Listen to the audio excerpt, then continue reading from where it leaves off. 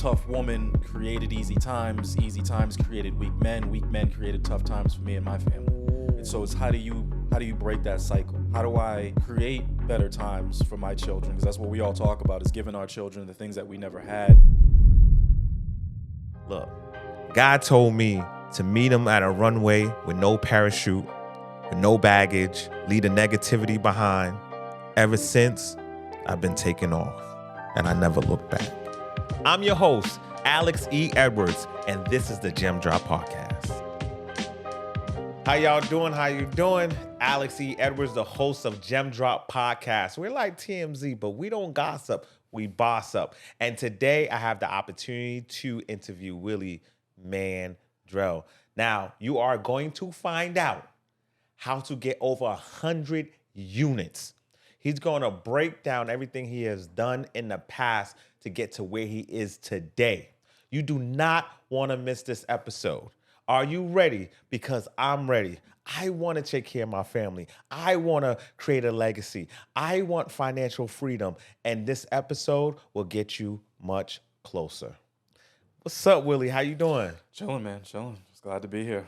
Yeah, man, I'm happy you're here. We have a lot to talk about. Who are you? Willie Mandrell, real estate developer, investor, broker. Done a little bit of everything in the market over the last 16 years. I bought my first multifamily 2006. Been investing ever since. Started a real estate brokerage, shut down a real estate brokerage with Thumbprint Realty now. But I would say today I'm an investor developer. I buy multifamily, buy land, and mostly what we do is try to buy and hold everything. We buy, develop, rehab, or buy and build and hold on to for long-term wealth, rent out our units. Okay, got you. And where are you from? Born and raised right here. I've been here all my life. And how did you, so you bought your first home in 2006. How did you get in real estate? Why did you buy that first home? Was it an investment? Was it a single? Did you buy your dream home first? No. I had the benefit of having another generation. My grandmother was in the rental game. She actually she was from Macon, Georgia, moved up to Boston in the 1950s, somewhere around there. The South End was a very different location than it is today. It was kind of the slums. Someone encouraged her to buy a boarding house, and she did. Work nights, waited tables, blah blah, collected rents. Then Copley came, Prudential Center came, neighborhoods changed. She bought another one. Skipped a generation. My uncle, my father had wanted nothing to do with the business. They had other endeavors, but when I came along, she said, "Hey, you're gonna have the benefit of a high school education she never had. You're gonna have the benefit of a college education she never had." And said, "Hey, if I was able to do this with myself with a 6th grade education, imagine what you can do in the same business." So as any kid, I didn't want to listen to her. Got out, wanted to buy a condo, but she really pushed me to go out and buy multiple units. I said, "You know what? Let me listen to her, see what this rental game is all about." Bought my first 2-family in Quincy, 2006, and fell in love with the business ever since, man. I had a mortgage of $2,500, and my tenant downstairs was paying about $1,700, and I'm seeing the property appreciate. I'm seeing the debt be paid down, and I'm starting to realize what wealth building is all about. Oh, okay. And I love that you talking about generation, right? You're talking about, a lot of times we say generation wealth, but I want to talk about generational education. Yep. Which your grandmother did that for you. Yep. Right? You said you skipped a generation, but it didn't skip your generation. It didn't skip my generation, and I'm praying and that I'm trying to do everything I can that it will not skip the next generation as well, because that's what I heard this expression, and it's kind of stuck with me for a long time. It's tough times create strong men. Strong men create easy times create weak men. And it kind of continues from there. Weak men create tough times, and it's kind of this cycle that kind of just goes around and around. And I think that's what happened between my grandmother and my father. She came in, tough woman, created easy times created weak men created tough times for me and my family. Right? So it's how do you break that cycle? How do I create better times for my children, because that's what we all talk about, is giving our children the things that we never had, but also give them enough struggle and adversity to make sure that those weak times don't reappear. But how do you balance that? Like, how do you give them tough. enough danger? It's tough. And I don't. It's hard. It's tough, real tough. I mean, I think about it. That's probably one of the only things I think about every single day is my daughter asks me for something. Do I give it to her? Do I make her work for it? Am I being too tough? Am I being not tough enough? You know what I'm saying? So it's something I think about, on a daily. I have 2 kids now, and they're both starting to realize, they see commercials. I want this, and they see, Dad, can we go out to? I mean, I'm getting requests from. This is how good life is. We're getting requests from. My son doesn't like anything. He wants calamari every time he goes out to dinner now. We go out to like a Fridays, and he's mad because calamari isn't on the menu. He can't even pronounce it, but so am I creating those weak times, or am I giving, kids things that we never had? It's something I think about on a regular basis, and you're absolutely right. It is tough. It is tough. And I was listening to a podcast, and the person said it's not our job to make our children happy. It's our job to put the tools in their life so they can find their own happiness. Yeah, absolutely. And I'm like, wow. Yeah. Because we all think, I want to make my kids happy. I want to make because we don't know what makes them happy. Right. Your grandmother didn't know what made your dad happy. Yeah, absolutely. And that was part of the problem. My dad and my uncle, and when I tell people my grandmother was in the business, there's a sense of, well, Will had this kind of this leverage that none of us else has. I did in terms of inspiration and education, right, and encouragement. Yep. But again, my father being who he was, got mixed up drugs, prostitution, bunch of other things. I hadn't seen my father.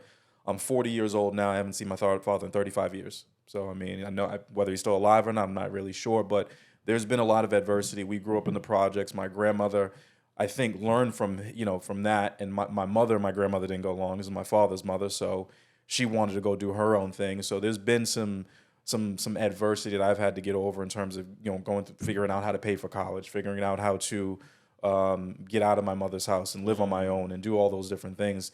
Things definitely weren't handed, but that encouragement and inspiration from my grandmother, and I'll never forget just kind of her saying, I'm a black woman from the South coming up to Boston with a 6th grade education. Look what I've done. Have you ever known me to work? Was what she used to always ask me.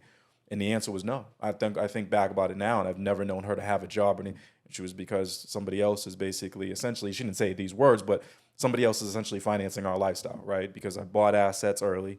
I've let those assets appreciate. I've paid down the debt, and those assets are also cash flowing. I've just put a Northeastern education spin on it, right? Read a lot more books, read Rich Dad, Poor Dad, and all these other different things, and taken it to another level that she was not able to take it to. Got you. Every generation has a job, right? Has a goal, and it looks like you're achieving your goals with your generation. But your grandmother did say, 6th grade education. Imagine what you could do. Right. That's strong. She already seen it in you. Yeah. You have the opportunity to go to high school. You have the opportunity to go to college. I'm going to give you some information. Imagine what you could do. Yeah. She knew what you was going to do. Yeah. I've also, as much adversity as I've had in my life, I've also didn't experience the things that she experienced. Obviously, growing up in the 60s or being alive in the 60s, civil rights movement, busing, segregation, all types of different things that were happening, especially in Boston, redlining and blockbusting in Boston. Just for her to be able to achieve what she was able to achieve was, a miracle in itself.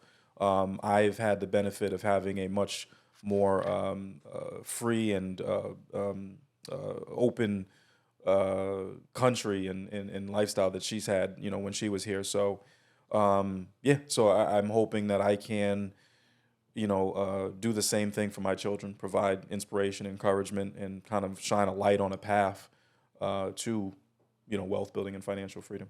Oh, that's great. All right, so let's get into your properties. So you own a little over 100 units. Yep. Right? How did you get to this point, Willie? That's a good question. Sometimes I don't even freaking know, to be honest with you. It's just, first of all, you think about, first it's mindset, right?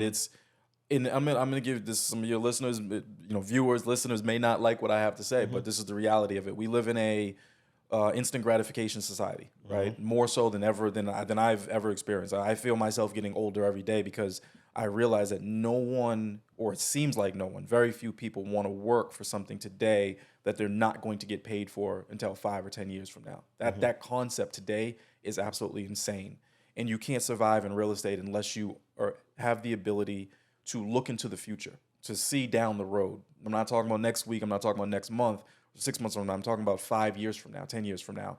And I, in my 20s, when most people were out clubbing and most people were out, work all week to chill all weekend, I'm figuring out things at Home Depot. I'm spending time walking through the aisles, figuring out what a toilet auger is, figuring out, what the difference between a galvanized nail is in a sheetrock screw. Those are the things that have benefited me over the years to say now, okay, yeah, I can scale up because I know what the cost of material is. I know what the cost of labor is. I know what it takes to go into a bank and sit down and present myself properly so somebody can give me $1 million, plus, right? So it's the first thing is mindset. Do you have enough patience, enough tenacity, enough, vision to start something today that you were not going to see the benefit of for 10 years? And what's crazy is I'm 40. Will I still need money at 50? Absolutely. When I was 20, would I still need money at 30? Absolutely. People don't think like that. They want everything today. So, number one is mindset. And then number two is, like I said, I just mentioned it, patience. Understanding that you have to wake up every day with a certain level of tenacity, a certain level of oomph.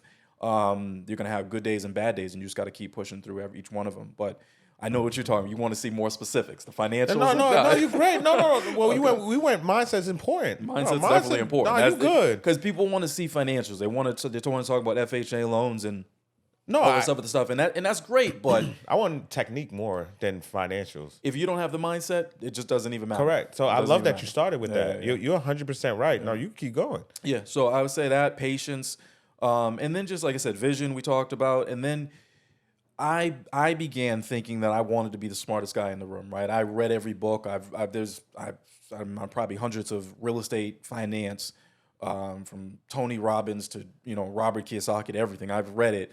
I realized in the very beginning, or I thought in the very beginning, that if I was the smartest guy in the room, that I would be successful. It took me maybe 10 years in the business, and it's just kind of shameful to say it now, but it took me 10 years into the business to realize that real estate is a contact sport. Real estate is a relationship-based sport, right? You have to get out there, network, shake hands. I've learned more from sitting down, having conversations with a guy like yourself, at a bar, at a networking event, at a whatever. Hey, who do you use for your lending? How did you get this property? Blah, blah, blah. Than I have from reading Robert Kiyosaki's book. It's a contact sport. It's a relationship-based sport. You have to know people in the industry, and you have to be known in the industry. And if you do that, things will start to happen for you as well. When you look out for somebody, there's a great book called The Go-Giver.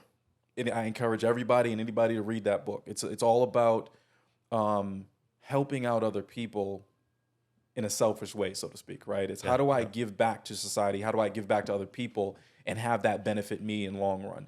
I read that a long time ago and realized that Robert Kiyosaki's strategy, Tony Robbins' strategy, those are great books, but how do I put something out in society that's going to pay me? And I think that's one of the main things I realized is it's a contact sport. I got out there, started shaking more hands, meeting more people, speaking on more podcasts, educating people, offering my advice, spending some time on the phone.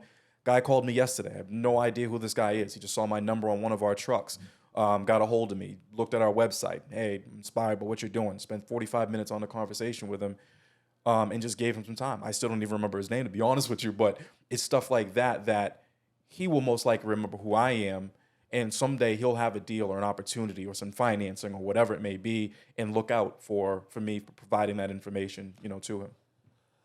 Okay, so now it all makes sense because you have a group, right? You name the group? Boston Wealth Builders. Right? Yep. You have this group, and looking from the outside, you created this group. And is this group another way for lead gen as well? It is indirectly, and have other people give other people the opportunity to invest in what you're doing as well? Indirectly, I look at it like this. I look at it like, what does Willie have? Or am I don't look at myself as a smart guy. I don't think I've graduated from college, but I don't think I'm educated. I don't think I'm a Mark Zuckerberg, right? I don't think I have any unique skills, right? I just put some things together, had some inspiration. I think the one thing that I have that a lot of people don't have is my grandmother. That inspiration, that encouragement, and that I've been here. So, Boston Wealth Builders, roughly 3,000 members right now over the last decade or so. I joke all the time that I'm basically trying to be everybody else's grandmother, essentially, right? You basically go out and say, hey, you look like me. We come from the same place. Traditionally, you don't see, young black men in a white collar business buying real estate investing. We typically make our money in sports and entertainment, sweat money. Here's something that you can do that you probably will not see if your grandmother didn't do it and if your parents didn't do it. I'm telling you that this is something you can do. We come from the same place, same projects, same rough beginnings. This is something that we can, like I said, you can achieve as well. So Boston Wealth Builders has a multifunctional purpose. It was putting myself out there to the public, making myself available, especially in my 30s. I didn't want to wait until I know a lot of investors and people in professional careers come back in their 50s and try to share things, right? Yeah. There's an age disconnect at that point. Yeah. You were investing in 2006. It's not 2006 anymore. It's 2036. No, I wanted to be visible in my late 20s, early 30s, early 40s.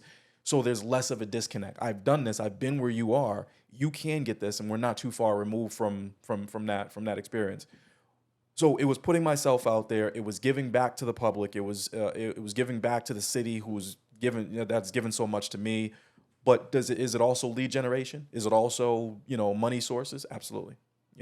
So just building a network. I think that is, we talked about going out and shaking hands and meeting people, but again, through reading and through everything else, you work smarter, not harder. Yeah. If I want to make more people, then the easiest way for me to do that is for me to host the meetings versus me going out to everybody else's networking meetings and kind of shaking hands and linking up on LinkedIn. That's great, but if you're actually the host, I realize that everybody wants to come and shake your hand and meet you and greet you and everything else, and it became more of a way to work smarter, not harder. Got you. And so how are you getting it? So is these deals off market, on market, both? Is your phone ringing like, hey, I want to give you a deal? Are you cold calling?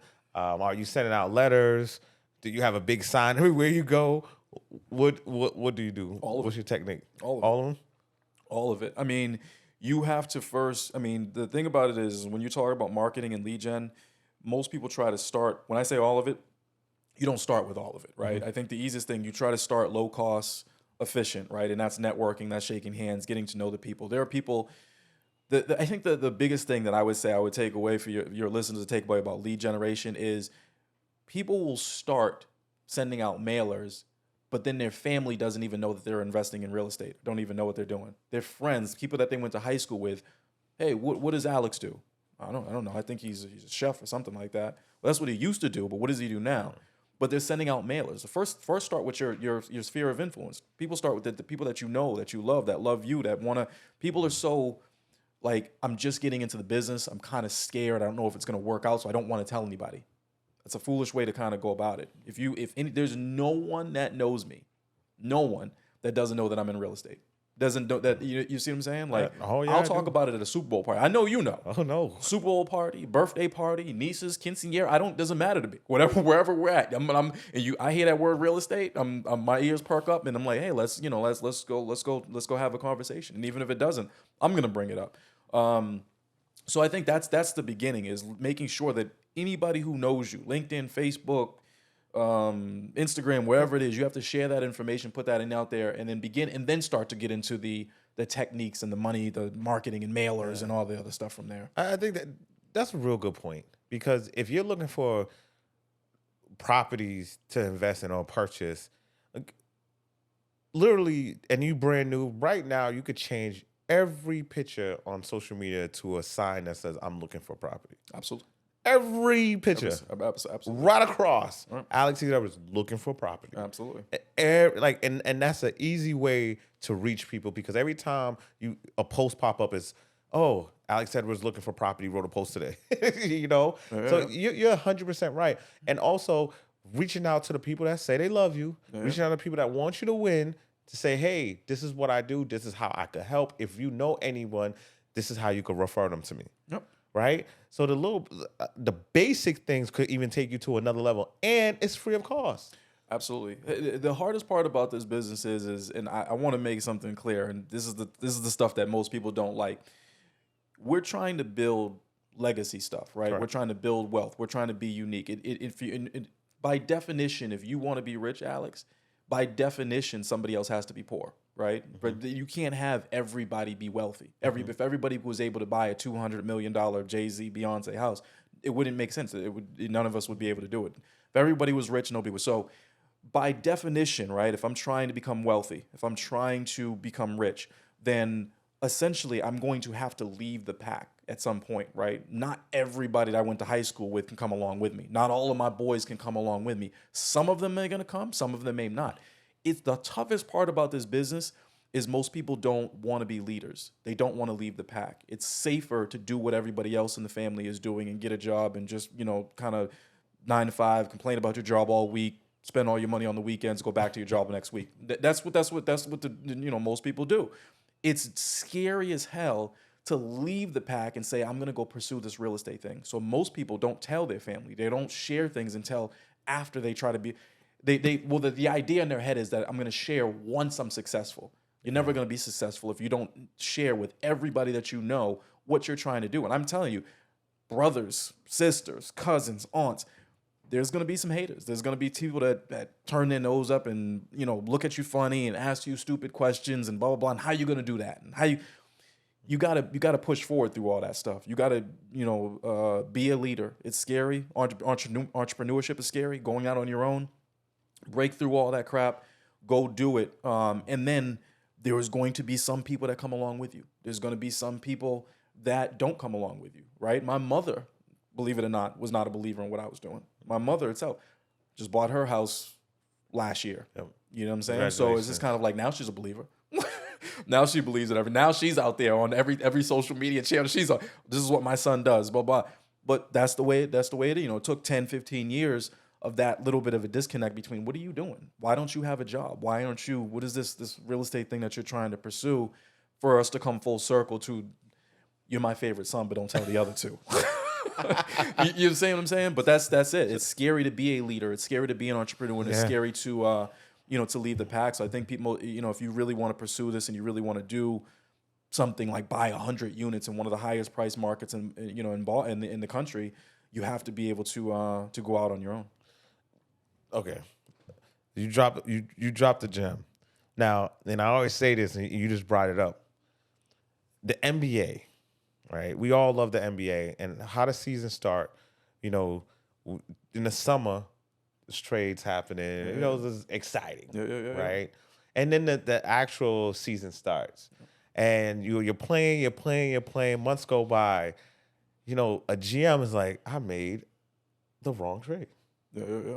And then something called a trade deadline happens, right? You have a trade. So if you feel like your team is not going to win this chip, you have the opportunity to lead the pack. You have an opportunity to join someone else's pack, or you have the opportunity to kick people off your team and bring new people into the pack so you can win a championship with people that's dedicated in winning a championship. And you are not going to go down with a whole bunch of people that doesn't fit the team. They're good players, but they just don't fit my team. Right? And that deadline come. Some people make a trade, and some people honestly go down with the team. Right? And so when you sat down, I'm like, you're 100% right. You have to be brave enough to make a trade. Yeah, you absolutely do. Right? You're either leaving, going on another team, or you're kicking someone off your team and bringing someone else new. But you have to be brave enough. I look at LeBron James all the time. I realize that, people like him are inspiration. He's younger than me, but inspiration, right? And I look at him talking about making a trade. He'll trade you to another team and then dap you up 3 games later. Like, it's all up. Like I said, you're not right for the team. I still love you. We're still cool. We're still family. But at the same time, right now, we're going on a mission, and you're not right for this particular squad. So yeah, That, and the other thing I'll say, a side note I've learned from him is when you do have the right team, I realize that one of the things I love about him as a player, he's my GOAT, right? I know there's going to be a lot of Jordan. I'm going to look at the camera and say this one. Jordan, yeah, he's all right. He's second place. LeBron is there mostly because of what he does off the court, bringing his team along. He's made multi-millionaires throughout his career just by a guy who he's like, hey, yeah, come on, we're gonna do clutch sports. Hey, come on, we're gonna do this. Come, you come with me, and you're gonna be that guy over there. You know what I'm saying? So him being able to bring a team along and not just have it being about himself is something I've always admired and something really special. So. Yeah, that is phenomenal when you could. And my definition of success is having unlimited options or having unlimited opportunity that I could provide and give to anyone. Yeah, absolutely. Right, and that's my definition. Like, so if you want to become wealthy, well, guess what? I have an opportunity for you. Yeah. All right, you come into the States, guess what? I have an opportunity for you. Yep. And that's my definition of success. Of I always have the opportunity to make sure someone can make some money from that opportunity I give. Absolutely. Right, and that's not giving money, just giving opportunity. Absolutely. Look, we having a good time with Willie Mandrell. We're going to be right back. Just don't forget, this show is sponsored by Thumbprint Realty. If you're looking to sell, if you're looking to buy, Thumbprint Realty, real estate done right. Can you borrow money from your landlord? Can you move anyone into your apartment? Can you promise your kids security? Should I ask you more questions, or do you get the point? It's time to buy a house. It's time to call Thumbprint Realty at 617-287-9000. Thumbprint Realty, real estate done right. 0 to 100, real quick. How do we get from no home? Matter of fact, how do we get from the projects to over 100 units? How? I know some of you like, if I could only get one, I'm happy. Or I could get 5, I'm happy. If I get 10, but 100 units from the project, how do you do that? What's the mentality like? How many people you need around you? Did God make Willie special? Is it in his blood? What happened? What happened? I want to know, and I know you want to know because you deserve to know. This is the show that will show you how to go from the projects to 100 units. All you have to do is watch. Probably want a pen and paper, but watch, like, subscribe, and watch again. Or reach out to Willie and say, hey, I have an opportunity, but teach me. And I think that's the best way to do it. That's the best way to do it. So let's go back to Willie and find out some more information about from the projects to over 100 units. Yeah, man. So I would say we talked about mindset. We talked about vision. We talked about patience. I would say next, if you really want to scale, you have to understand money. You have to learn money. Ooh. Most people don't understand money. They think they do. Money, I've learned over the years, is a very emotional thing. Most people think that the purchases they're making, the way they spend their money, it's all logic. It's not. Most of what we do with money is emotional. And we need to learn how to, number one, control those emotions with our money, and then learn more in depth about money, right? I read one of the greatest things. College didn't get me where I am today, but the best course that I took in college was economics, micro and macroeconomics. If you've never taken an economics course, I encourage you to, read some, about the way the economy works. Economics is all about how money flows through the economy, why interest rates have gone from 3% to 7%, over the last year or so, why, the Fed prints money and puts more money, how inflation works. What is inflation? How does it work? Why is the price of bread and milk, $3 and then it's all of a sudden $7? Those are the things that if you understand supply and demand, if you understand that we live in Boston and we have low inventory, right, in terms of housing. There's only so much housing stock here, but there are much more. There's a larger supply of people that want to live in Boston. Hence, the price goes up, right? If each one of you, if you have 5 or 6 oranges, and oranges cures cancer, and I got cancer, you could charge a lot of money for those oranges, right? But if there's, if there's no one that has cancer, you can only charge, so much for those oranges because they're just oranges at that point. So supply and demand, you have to learn about money. You have to learn about the economy. You have to understand the way money flows through the economy. You have to learn about banking. You have to learn about credit. And the reason I'm saying all that, the more you understand about money, the more you can pull and extract money from the economy. The more I can see money. I look at, honestly, the economy and everything like Neo in the Matrix. When he first started getting the vision, when he saw all the digital numbers coming down, he saw, society, but then when he started seeing through it, he saw that that's what it is. That's what it's like. When you really understand money and you really get that education, that background, you start to just see, damn, money's not that hard to get. I can just do this and this will pay me, blah, blah. I can just do this, or I can just sell this, or I know this. And I tell people all the time, you can take everything away from me. Take everything. Take my credit score away from me. Take cash away from me. Take the cars away from me. Put me in the middle of Indiana. Never been to Indiana. Put me anywhere in Indiana. Give me 2 to 3 years. Be back on top. No problem. Because I understand the way money works. I understand how to pull it from the economy. So the more you understand, then you get to a point where you're saying, okay, Willie, what does that really mean? Yeah. Leverage. Leverage is everything. Yep. That's really what it comes down to. But you're not going to be able to leverage yourself. What is leverage? Leverage means that I understand that how to borrow money, how to use borrowed money to make more money. I'll give you a perfect example. Yeah. When interest rates, I was offering my investor partners 12% interest on their money, right? They could go to their home equity line of credit a year ago and borrow money at $100,000 at 3%.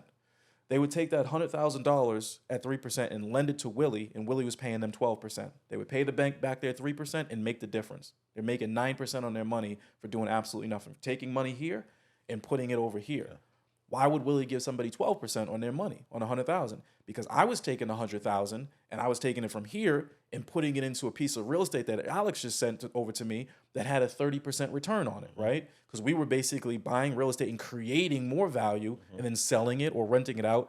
So I was taking 12% money and going in and making 30% on that money. I was leveraging the same money at the same time, right? So that's all leverage is. And if you understand how leverage works and you repeat that process over and over again, all I'm doing is borrowing money from the banks. I'll give you a simple, this is how we've leveraged over the years, right? I would borrow cheap money from one place, give it to a lender. They would give me more money to buy the real estate, and then I would rent out the real estate and pay everybody back. And that's essentially what it is. I mean, without getting into a refinance too. Exactly, without getting into a whole, diagram here, but the more you understand about finance, money, banking, credit, your personal credit, business credit, the more you'll start to see Neo in the Matrix type stuff and be able to extract money from the economy. But how do you find these investors? Is your group? That's network. The only. Because I tell everybody, it's going back to the beginning. I tell there's no one that knows me that doesn't say, hey, I know Willie, but I don't know what it's the other way around. It's who's that guy, that black guy, the bald head. He's in real estate. I don't know what his name is, but I know I see him everywhere. That's how people know. But you have to show proof of concept, right? For someone to give you money. Yep. Right. So you started in Quincy. Then what happened next? So basically, I give you kind of a chain of thoughts or chain of events, right? So you buy the first one. The first one I bought like most people, right? Yep. I'll give you the wrong way to do it. Most people come out of college or high school, they work for a few years and they say, I want to buy a house. And they go out and buy a condo. And what they don't realize what they've done is 10 years after that, they say, damn, I'm thinking about this retirement thing. I'm getting older. I don't want to work my whole life. Now I want to get into real estate. They go back to their bank and the bank says, now you need 20% down in order to buy that piece of real estate, right? So you reverse it. If you can buy that multifamily first, right? You know this, is I went and bought a 2-family, right? And I had an FHA loan on it, and I bought it for 3.5% down. I got into it for very cheap. Matter of fact, I actually, $7,000 of the down payment that I got, I borrowed from a friend and paid because I told him, I said, look, as soon as I get this, tenant's going to be paying me rent, and I'm going to have some extra cash, and I can pay you back $1,000 a month over the next 7 months. And what I'm going to do is I'm going to pay you back $8,000. I'm going to give you $1,000 for 8 months. He said, Okay, yeah, I'm making $1,000 in 7 months. Cool, let's do it. Leverage right there from day one. Your character had to be.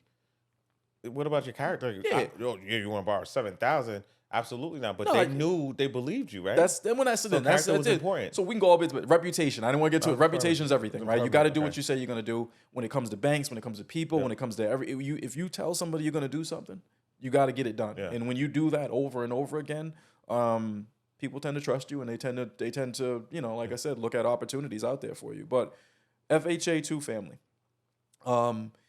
From there, I got creative, and I realized. This is where it gets really creative, right? I have been with my girlfriend. We've been together for wife now for 5 or 6 years. And I took a chance on her. I'm making money now. And I say, you don't own anything. Mortgage before marriage, right? You don't own anything. Why don't we go put a 3-family in your name, right? She said, well, I don't want to live in a 3-family. Okay, well, like I said, why don't you live there for a couple months? Like I said, there's no restrictions at the time. Like I said, you can live there for a couple months. You can live there for a year. You don't live there for a couple months. We're going to live together, and then we'll move out and go do whatever we want to do. But at least we got that asset in our name. Did the same thing. I lent her $10,000 at that point, right? Because now I have some money. I lent her $10,000, and we went and bought another 3-family. Now we got that asset, right? Rents are increasing, property value increasing, blah, blah, blah.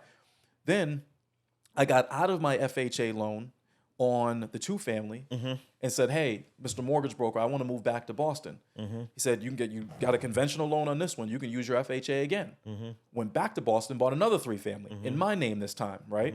And 3.5% down. I got a little dough. Now we got 8 units between me and my wife. She's got a 3, I got a 3, I got the 2 in Quincy, right? Now we said, okay, we're early 30s. We're thinking about having kids.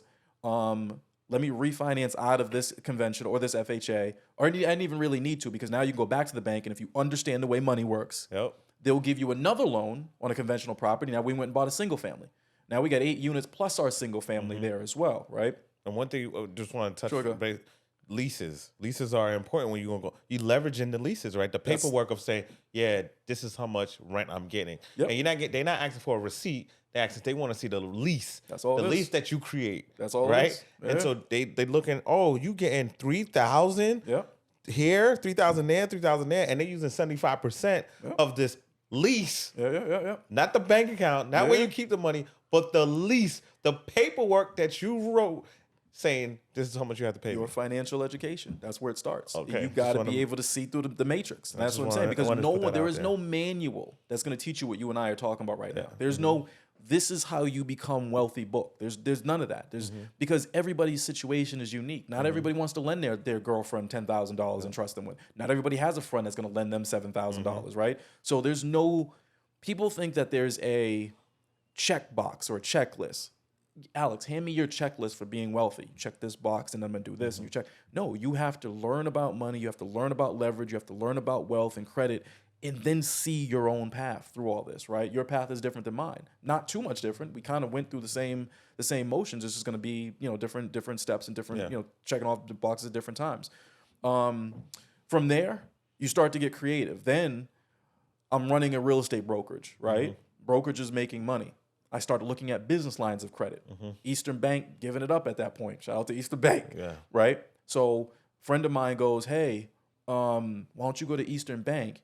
They're doing business lines of credit. Your business, I don't really need a business line of credit, right? My business is making money. I'm paying for marketing, blah, blah, blah. It was like, think outside the box, man. What else could you use $100,000 for? They gave me a $100,000 line of credit. Took that $100,000. Now it's a down payment on another multifamily. Now we got it, just went to Mattapan. Now we got another 3-family in Mattapan. Now you bring it all the way back to the one that my wife bought, right? Now you're talking about 3-4 years later. That property's worth $200,000 more. We've paid down some debt and the rents have gone up. Go back to the bank, right? And you say, hey, Mr. Banker, I want to pull $100,000 out of this property with a home equity loan. I want to refinance the whole property. He says, yeah, well, the rents have gone up. You can cover the debt. The property value justifies. Here's another 100. What do you think we did with that 100? I'm going to stop you right here. Here's where the long-term mindset really starts to come in. How do you get to 100? What do you think most people would have done with that $100,000? Most people probably would have bought another 3-family, another 3-family, another 2-family.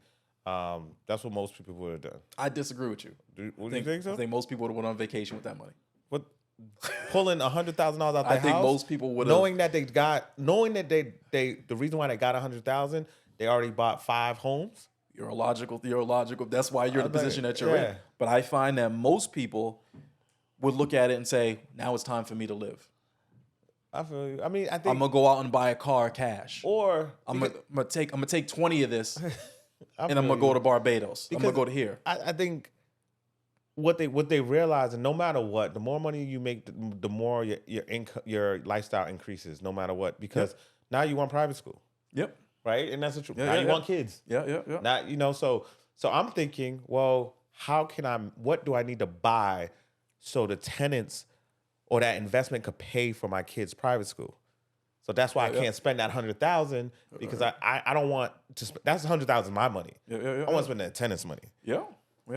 And that's you. And again, I want to say me and you are here. Yeah, okay. But I think most people would stop right there. I'm good. I own 8 units. I own 10 units. Blah blah blah.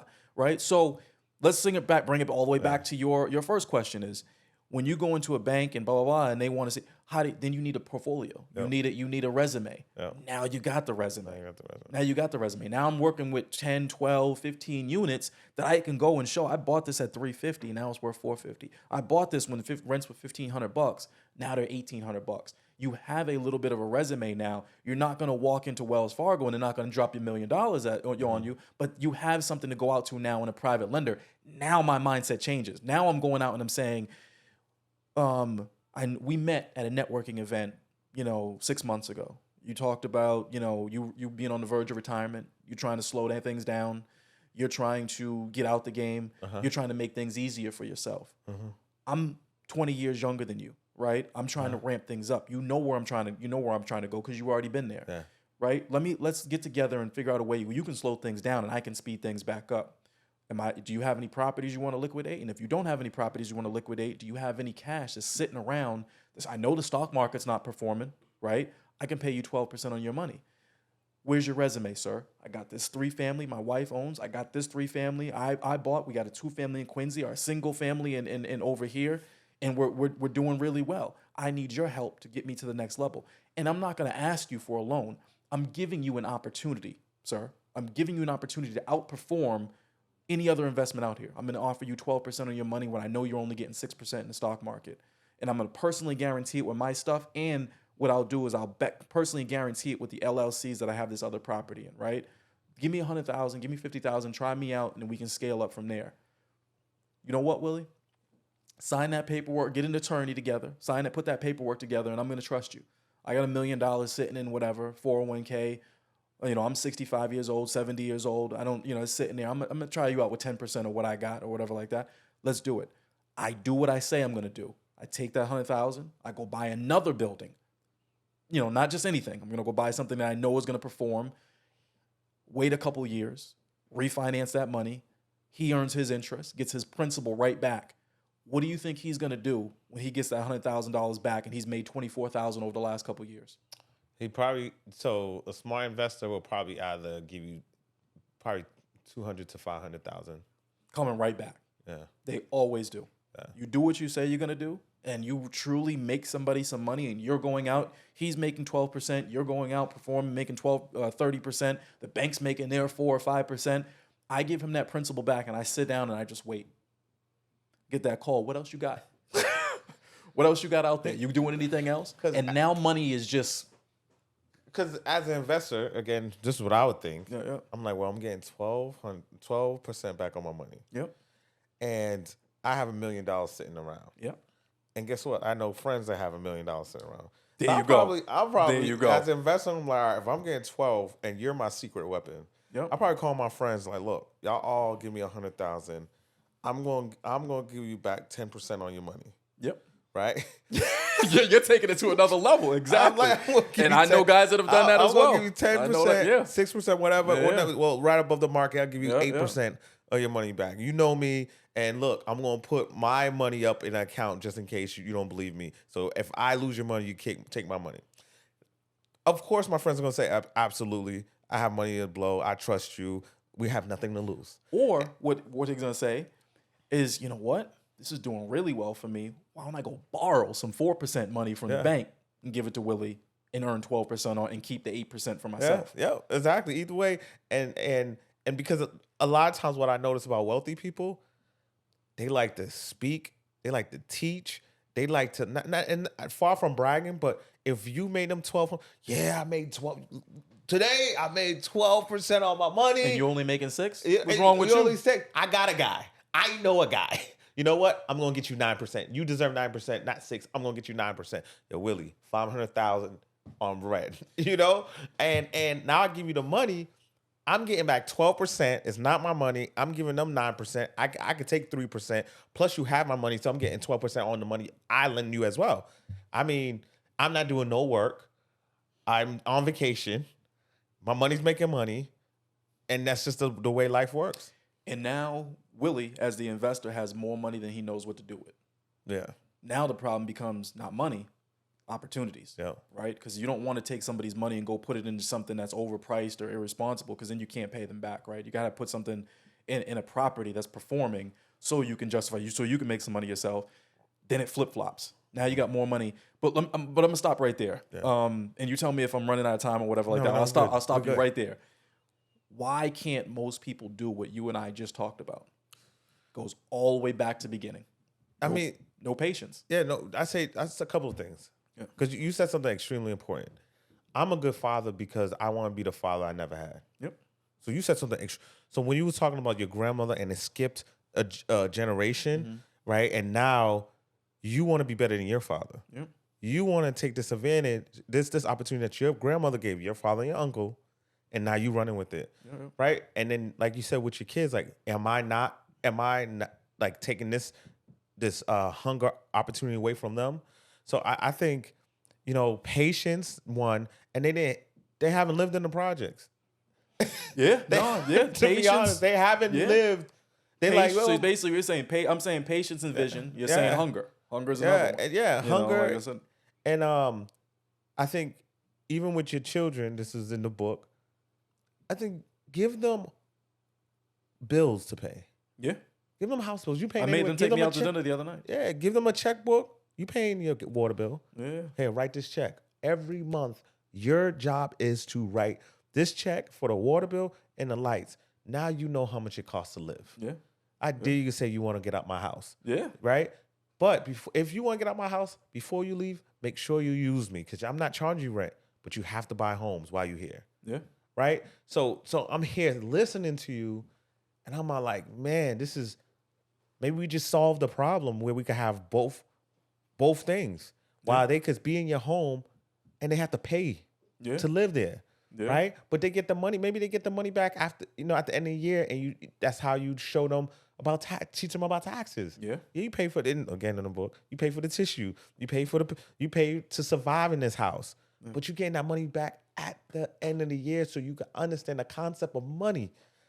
I talked to my daughter was saying something the other day, and I realized, I was like, so she asked me for something, and I was like, you realize, like, because that's what she said. She liked her aunt a little bit more than me, and I was like, because your aunt buys you everything, right? And I was like, you don't realize that, like, this house that you live in, that central air that you feel, how it's always 70 degrees as soon as I pay for that.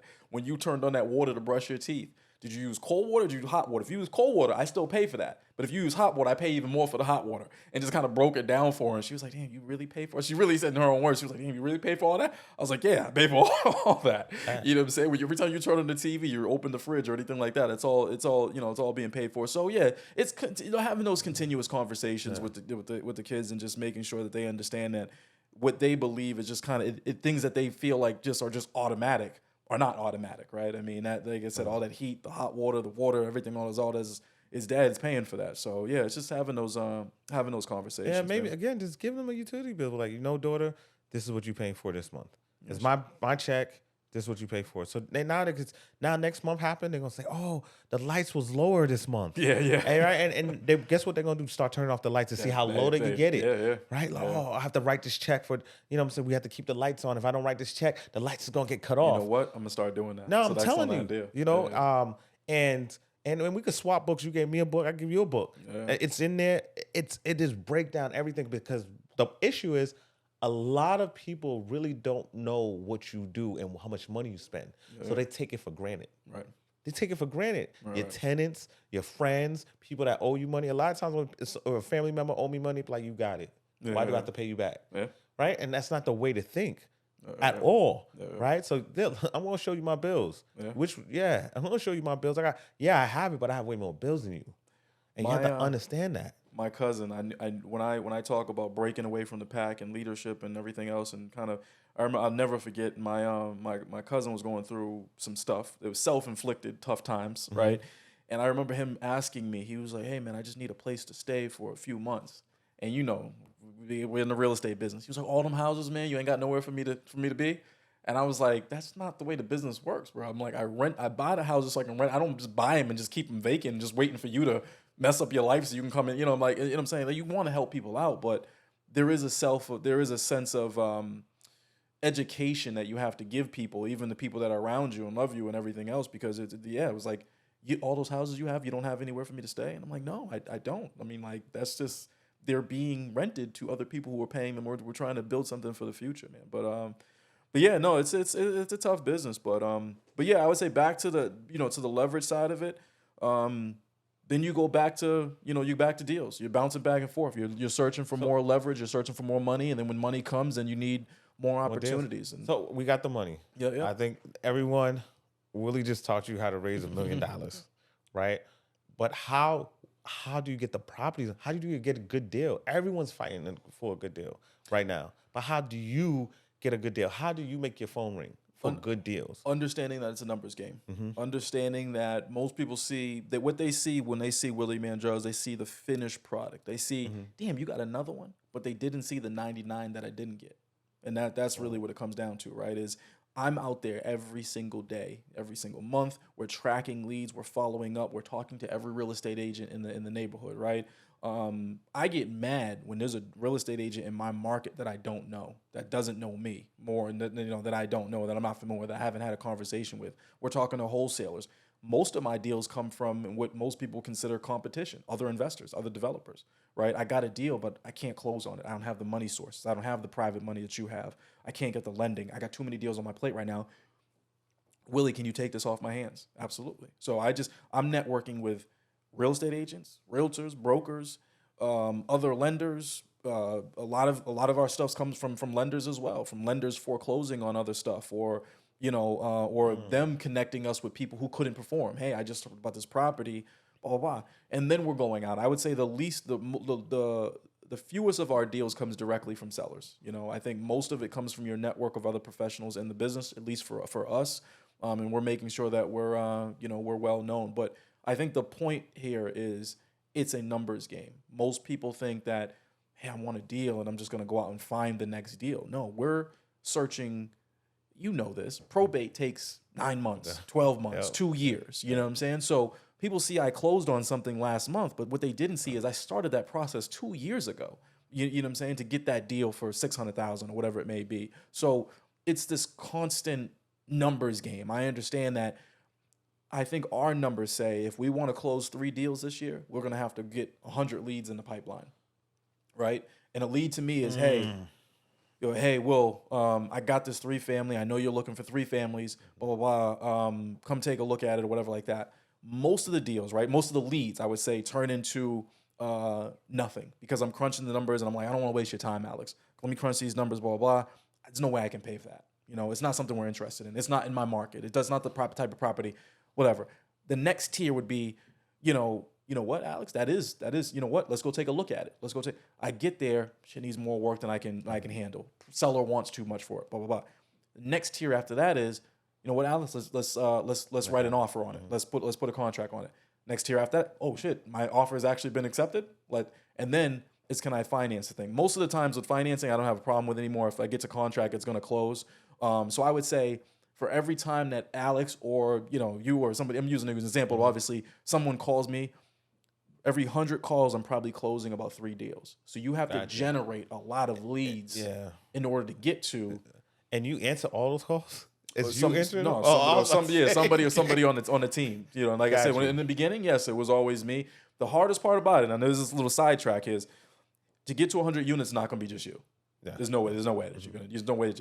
And in 2012, I lost all my hair. That's when my hair went. 2012, 2004. I was doing property management. I was talking to the banks. I was putting on a collared shirt and going back to the bank. Then I was putting on some jeans and going and plunging toilets. And then I was going to Home Depot at night. And you just can't do it all. Eventually, you just get, you're worn out. I was in my late 20s, early 30s. You can do everything you want to do. No kids. That's when my hair went. Yeah. That's when your hair went as well. No kids. No, like I said, wife. She's going around ambitious about her, school and blah, blah, blah. It's a different, like I said. So over the years, I've learned how to use virtual assistants. I've hired everybody from the Philippines to India to Pakistan to Virginia. We have a virtual assistant right now in Virginia. We have somebody in DC. We have somebody in Pennsylvania that all work within the Boston market trying to help us either generate leads, trying to do property management, trying to talk to banks, trying to maintain our database. And this is this is 201, right? Is or 20, I think it's 201. Is that how you say it? The next level courses, but when you learn about money leverage and then you learn how to leverage yourself, learn how to leverage your time, learn how to leverage other people's skills and talents and services and everything else. And that's when your business really starts to grow. I realized that, I read somewhere that, if you're doing $10 an hour jobs, that's what you're worth. You shouldn't be doing. Gotcha. If you're a CEO, you can't be doing, $10 an hour, work. I try to do everything. I know I can do that myself. You shouldn't be doing data entry. You shouldn't be. So I have somebody maintaining our database, maintaining the lead flow coming in. I'm still looking at them, but they're maintaining. When do we need to follow up? When do we need to, reach back out to this person to see what happened with this lead, or whatever it may be, tracking the deal flow, and all of that stuff. So just learning how to leverage money, and then it's learning how to leverage other people's times and other people's talents as well. Boom. Gem drop. Look. We're going to take a quick break, but we're going to be back with Willie Mandrell for Respect Your Breath. I know you learned a lot. I know that this type of information will not work without execution. You have to execute. Learn, execute. Learn, execute. You could learn. I know a lot of smart, broke people. And I know a lot of dummies that's wealthy. Right? So what's the difference? It's execution. All right? Talk to you soon. Hey, it's Willie Mandrell, real estate investor, developer, broker. Would love to connect with you. You can follow us on YouTube, W Mandrell. You can connect with us on Instagram, JJ Companies. And you can also connect with us through Boston Wealth Builders. Boston Wealth Builders is 3,000 members strong, local platform for education, networking here in Boston. Free to join, Boston Wealth Builders. Google it or bostonwealthbuilders.com. Hope to see you at the next one. How you doing? Alex Edwards, host of Gem Drop Podcast. We don't gossip, we boss up. Today we speaking with Willie Mandrell from the Projects to 100 Units. He just taught you how to do that. All right, so Willie, you dropped a lot of gems. I appreciate you. Thank you for being honest. And I one thing I want to touch on. So I want to bring it back.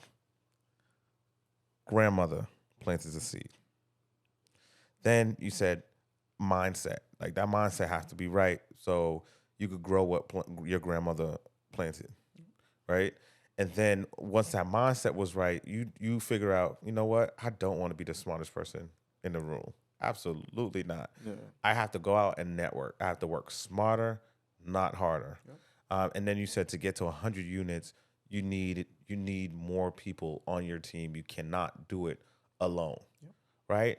And when you say that, are you saying you giving up some of your business and more bosses come in, or you just hiring more people? A little bit of both. So you have to know what. Okay, got you. So okay. When you see somebody talented, I was always taught to put talented people around you. Mm-hmm. Sometimes I think most people in running a business, they say, hey, I need a marketing manager.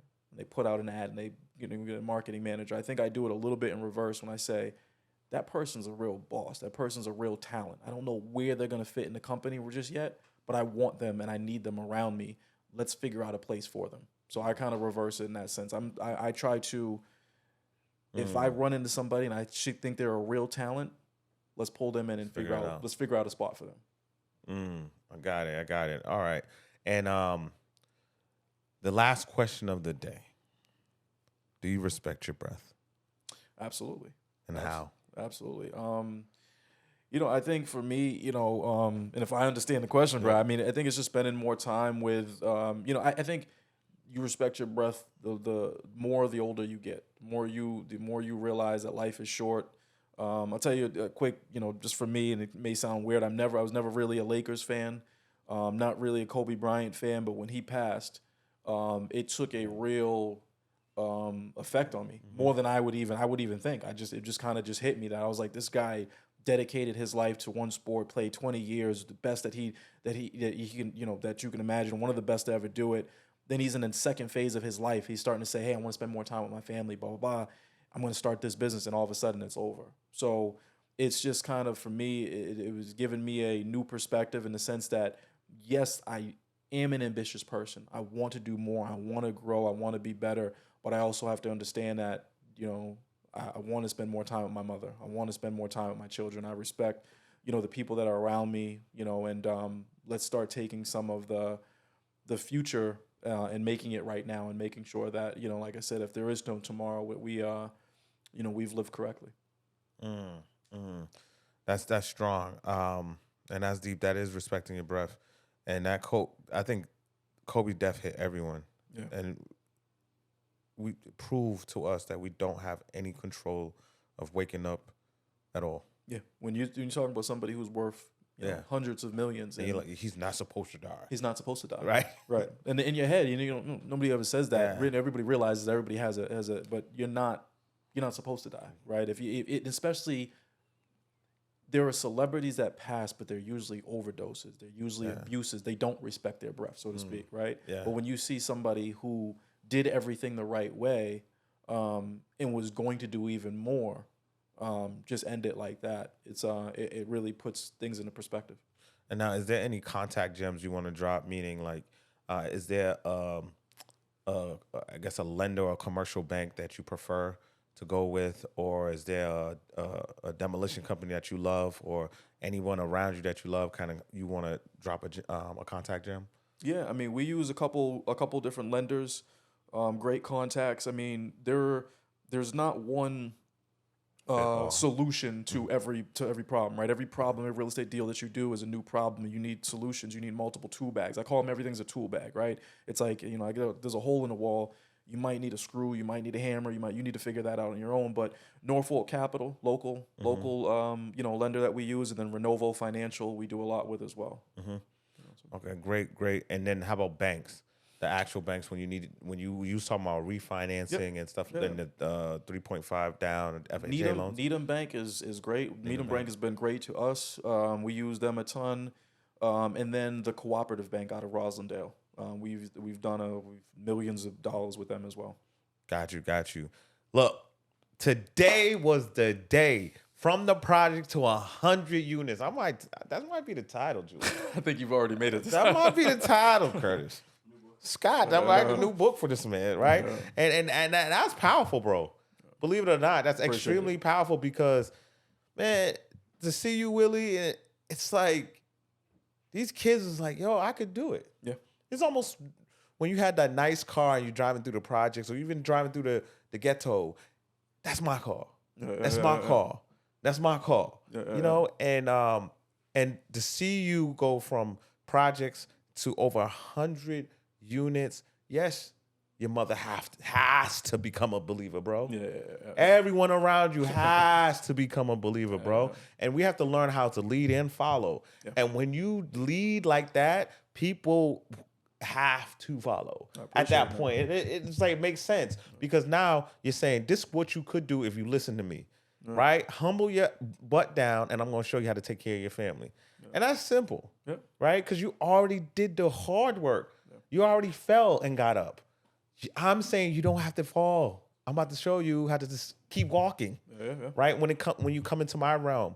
So this episode is extremely important, and you dropped a lot of gems. And I love the fact that you dropped companies, people that they could look up Leader Bank, they could look up Norfolk, they could look up on and even the information you're dropping, how to start a network. It's extremely easy. you put on an event. You said it. Yeah. Bring people around. How to get more deals. Guess what? Introduce yourself to investors. I didn't think about. You said a lot of deals come from other investors. They can't close. I can. Yep. Right? So just having that integrity to show them, look, I know what I'm doing. And if you can't do it, holla at me. Yeah.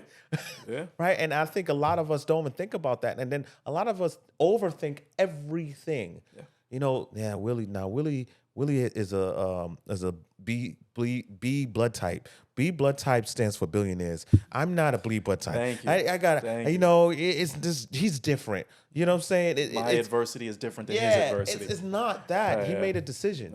Yeah. And when you make a decision to become someone, everything else is easy because you are going to kick everything out your way. You're going to climb. You're going to walk around any obstacle that comes in your way of wealth because you already made a decision to become someone. Once you make that decision, you're unstoppable. But you just have to know that you're unstoppable. But the first person on your team need to be you.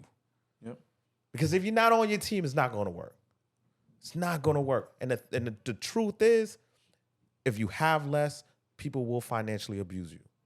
And that's the truth. It could come from your partner, it could come from your boss, it could come from the government.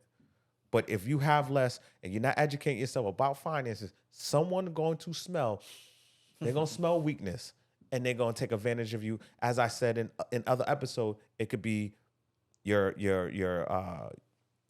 interest rate. They can give you a high interest rate because you have low credit score.